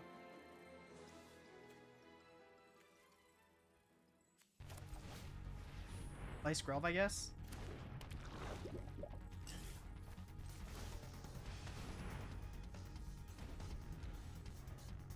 That is really awkward. I burned a flare for no reason. Okay, so yeah, there's Signet. Find Taskmaster. Gonna take some heavy damage here. This is not a basic, so it does not come into play tap. Stack 3 non-land permanents. If you do, return a creature card from your graveyard to the...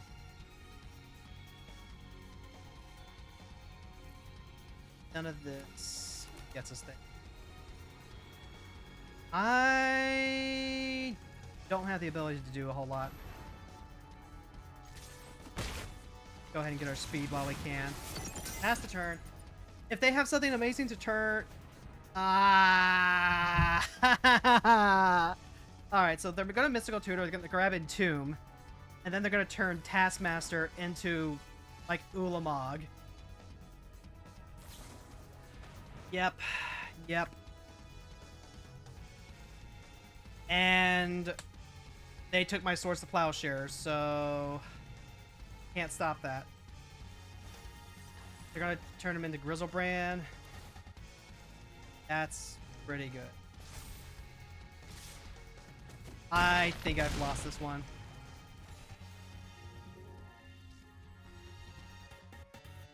Fortunately, Disruptor Flute is still active, so Grizzlebrand doesn't draw them a bunch of cards. Isn't that nice? Alright, so... Laser here. Deadly Rollick. Exile. And then... Pray, I guess. I can use it here to block. I might actually do that.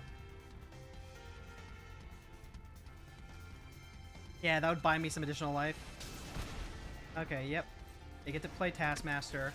I get to go up on life.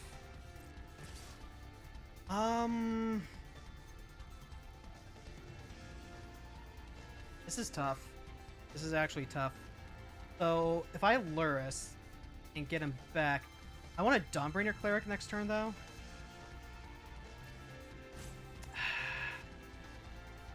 This is really hard. I might actually need to sacrifice Skrelv. Yeah, let's sacrifice this. Not. No blocks. Take the 5. We're gonna stack the Skrelv. We're gonna try and see if we can hit our 5th land. That is not a land. That's what we need. Okay. So then here's Luris. And then here's Dawnbringer Cleric. Sacrifice the... Yeah, exile the Grizzlebrand. And now... I don't think I attack just yet. Luris is a problem now because they can, like... The Taskmaster can just, like, copy anything I have. Which, is bad. Like, it can cast target any creature. Yeah. So it could be like a Voice of Victory or a Skrelv.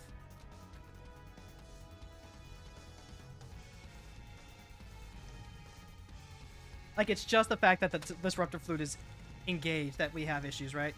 Okay, so it's going to be a Skrelv. Ah! So Skrelv could make the Deceit unblockable by a color.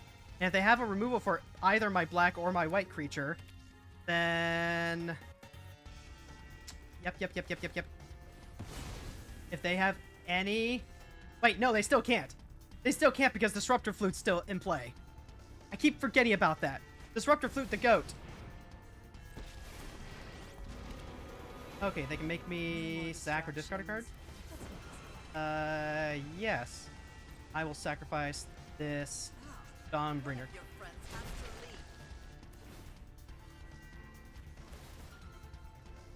And I definitely don't want to be milling myself. Ah, long goodbye. Well, you're gonna twist my arm about it.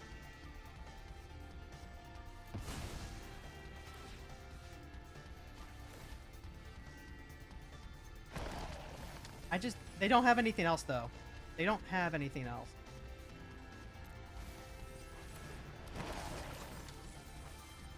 Alright, and we can always get back Luris now. I can also just, like... Sack Sir.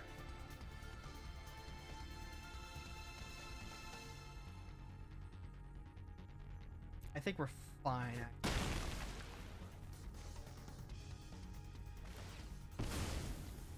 I think we're fine. I think we're stabilizing. Get back Luris. Onto Witness isn't bad. This is 3. I have to spend 3 mana on that. Okay, so like first of all, here's Taskmaster. Goodbye, Taskmaster. Second point. Next combat. To attack Lily. Then there's a Hunted Witness, I guess. Then pass the turn. Stack 1, 3 foods. Bring back. Is there anything like really bad in there that we need to worry about? Not immediately. Bring back Luris.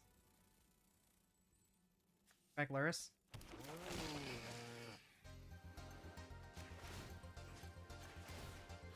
I mean, this is also awkward. Just from the perspective of, like, Taskmaster is still a thing they can do. 3, 4, 5, 6, 7. Okay, so they're still gonna try and, like,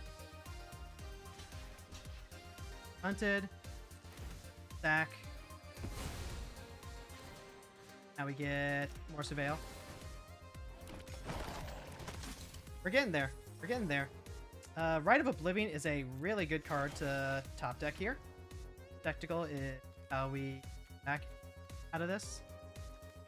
Yeah, I think I like Spectacle. I think I like Spectacle.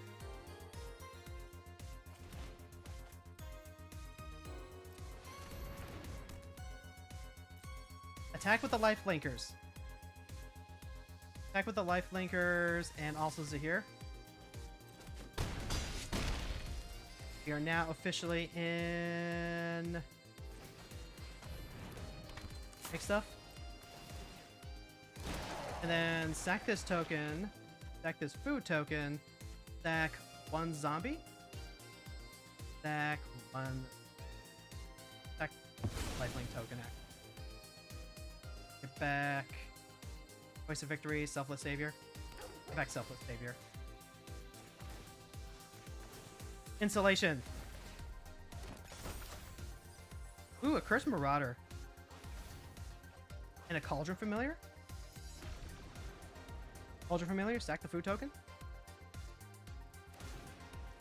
Okay, so they're just activating Ugin's Labyrinth just for the hell of it. Understandable. Have a nice day.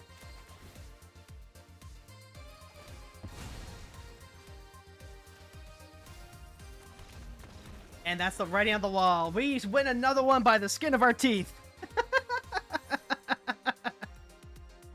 Oh my god. So, like, I built this deck originally thinking that it would be like a super aggressive, like, black-white aggro deck. But really, the Aristocrats just kind of means that we grind people to dust. And, like, MVP right here, Disruptor Flute.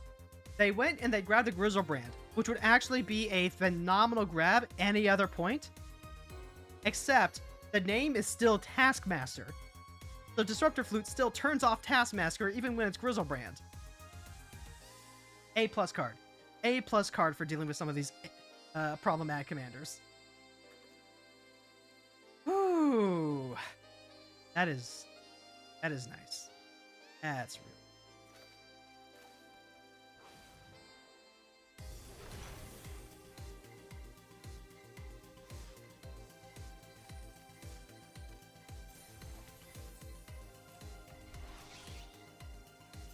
Good that we go ahead and we knock out all of these today, given that we're not going to be streaming tomorrow. Like, I'm pretty sure I'm going to hit my weekly cap on rewards here. The Cosmic Cube. Word 2. Whenever you attack, look at the top 6 cards of your library. You can cast a spell from them with mana value less than or equal to the greatest power among attacking creatures you control without paying its cost. That could be really good for Noah, actually. You ever Noah the Cosmic Cube? Watch her pass out. Watch Squall crash out.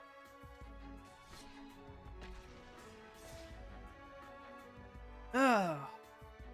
By the way, chat, unless I have a specific deck that I want to like play on stream and brew and tool around with, we'll just continue playing ranked. And then eventually, as I get more confident about certain decks' viabilities, Nickelball's God Pharaoh. I have a lot of baggage with playing against Grixis control decks. This one is gonna be one that hopefully we can get away with, considering that we should be a lot lower to the ground. We can punish the Wrath effects pretty good. Starting with Thoughtseize, eventually going into Bitterbloom Bearer, Spider-Man on backup, Strip Mine. I don't even mind particularly using like the Strip Mine as a way to set him back a land, especially depending on what happens in this Thoughtseize.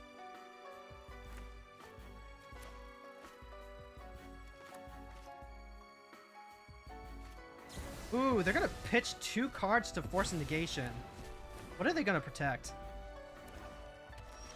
That's a swamp. I can use the Strip Mine to knock them off of colors.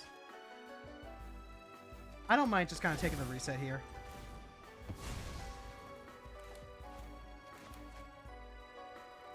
And if they tap for mana, I'll just go into the second phase. And, oh. Okay, so now I might actually just play Zahir.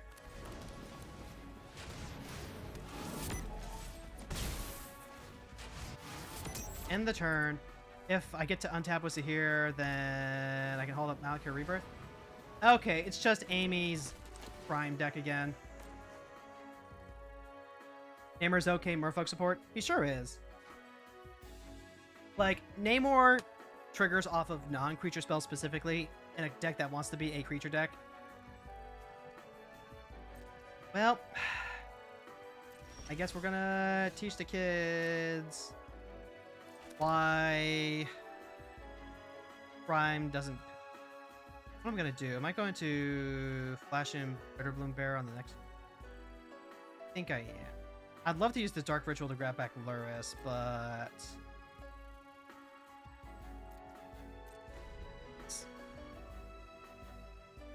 We'll just see what they do. The good news is, a lot of the cards that they heist from us, unless it's very specifically removal, are going to be bad against us. Yeah, there we go. And they just go ahead. They probably didn't hit a third land. I'll keep repeating it. The Crime deck is not a good deck, especially when you're like using Force Negation. What is that? What's that? Just gave you the free 2-for-1. Like, it's not a good deck in its face. It's best when you're playing it as a control deck. Because if you're thinking, oh, I'm just gonna, you know, like, play this card, and I'm just gonna, like, play with my opponent's cards, I'm gonna beat them with their own cards. Well, a lot of decks are just, like, generic good stuff, so that can carry you a bit of a ways, but at the same time, sometimes I don't put good cards in my deck, and, you know, people, when they heist me, they just see bad cards, and I'm like, what? Well, I don't know what to tell you. I don't know what to tell you.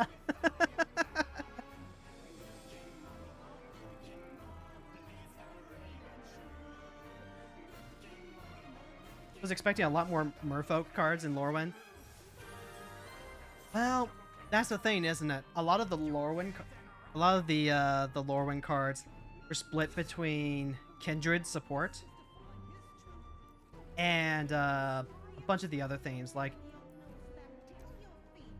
they only have so much space to put everything in, and because they're trying to fit in multiple themes, they can't really go all that hard on creature type support. Plus, Merfolk already has a ton of Merfolk support, so you have to wonder, like, how deep that well has remaining. And also, they're trying to make this a standard and playable environment. They're trying to make it good for draft. So, like, I'm sure the quality is there, but it's the quantity. And also, like, maybe sometimes the Merfolk supply that they did give us just doesn't match up. Like, you got Sig here, Sig's back. You got some Merfolk support. Other tap creatures you control have indestructible. This plays in line with the theme that they had back in original Lorwyn. Lorwyn / Morningtide. Don't forget, this is also like / Morningtide. They squished both sets together. They squished both sets together.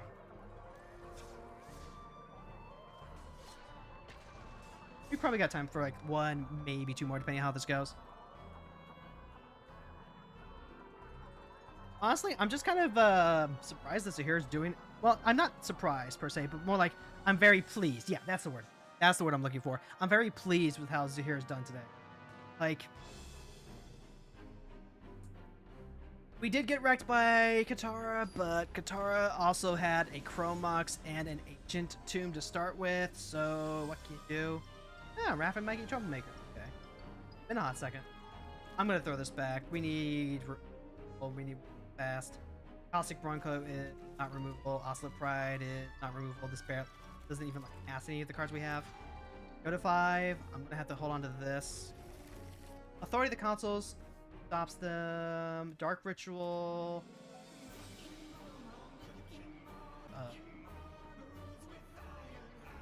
Board wipes, right? Okay, so first things first, we're just going to go ahead and get our cards going. We will play Zahir second turn since we keep up maneuver at that point. Waiting for Reality Fracture? Don't wait too long.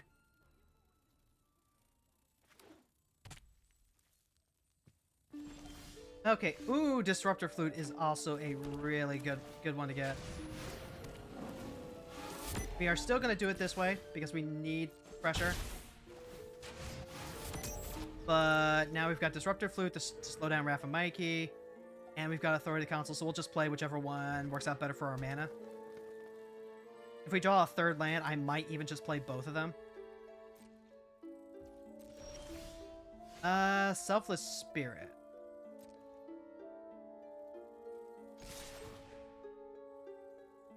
I A braid. I will flawless maneuvers that, I guess. Because how we win this is by just like aggroing them out. Interested in Hexhaven? I hope you enjoy Hexhaven. I actually do. Okay, yeah, they're gonna go with rapid growth. I didn't miss the land.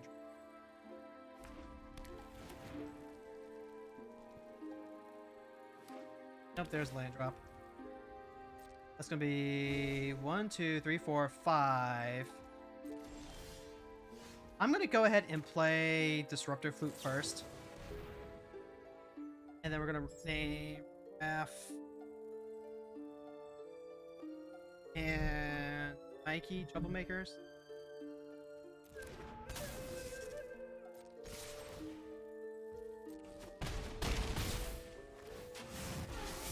And then maybe next turn we'll draw a Black Source so we can play our Bloodghast too and start surveilling.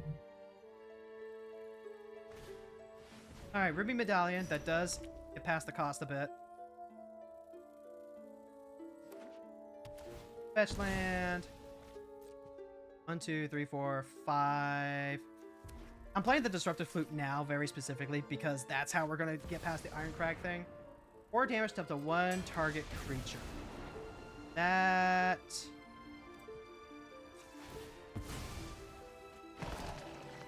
There we go. Pass. My turn. Hey, that's what we want to see. That is going to get us up to 4. I'm going to diversify my... Nope. Okay. That's a good one to end it on. Hot damn. Is it any wonder why this was banned in casual Brawl for so long? Like, Disruptor Flute is just kind of the one block meme of like that massive block tower, and it's all being supported by one little block at the very bottom. Turns out it's actually Disruptor Flute, helping to keep problematic commanders down. And it's like, oh, but people can just Disruptor Flute you, and like, yeah, I know I can. I mean, I know they can. That's why it's important to include artifact removal, you know? Because now it's going to be 10 mana to play Raph and Mikey. And even then, they don't get to swing with it the first time that they come into play. Which means I just have more time to draw. More time to draw, more time to find stuff. What did that put us at?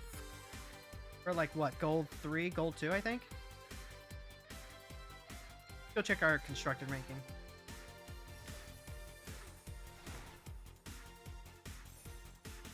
Just look at the commander and say you have to pay 3 more to play it. Exactly. Like, Katara is a lot more fair when she costs 5 mana, you know? Alright, so we're going to end it today at gold 2. That's not bad. I'm pretty happy with that. Ugh. Alright, so we got a few minutes left. I'm going to take care of some stuff, but chat, we'd love to pass on the love here.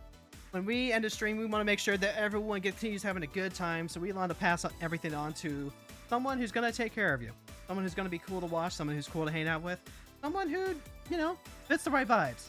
So if you know anyone who plays Magic, if you know anyone who plays Final Fantasy XIV, maybe they're queer, maybe they're autistic, neurodivergent, kind of like me, go ahead and hit that Lead the Raid redeem. I do reserve the right to veto Lead the Raids if I don't feel comfortable, but like, we are using this as a way to find cool new people to hang out and follow. Wonder what a tax deck would look like in Arena? Well, if you're talking about casual Brawl specifically, I've tried my hand at it a couple of... There is a red-white version with Flage as the commander that I was playing for a while. I don't think I have that one built anymore. This one ended up being a bit of a failure. Still trying to figure out how to... I really need to configure it to make it work. But if I can figure out the sauce that makes this go, Hill to the Icy Crown is one of my pet projects. Just trying to play all the stacks pieces at one point. I think I've cut most of that, but I was trying to build this as taxes. There's a few pieces left over, like Karn the Great. Got a buddy playing Yu-Gi-Oh! Master Duel? That works. We don't discriminate. Yu-Gi-Oh! Can be a fun card game. I still have my my Quantum deck sleeved. Not like the actual cards, though I do want the actual cards. Was gonna say, didn't know I was autistic, but playing Magic is kind of telling. Ain't that just the way, though? Ain't that just the way? I mean, hold on. Do I have it as like one of my tags? I got neurodivergent as one of my tags.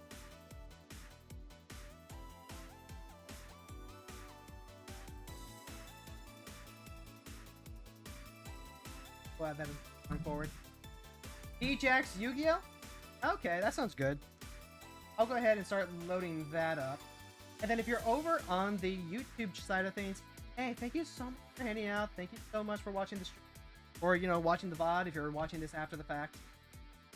If you want to go ahead and leave a like, subscribe to the stream, by all means, please do. We're going to go ahead and end things there. So, boop. And then over here on the Twitch side, guys, once again, thank you so much for hanging out. Thank you. Always really appreciate my models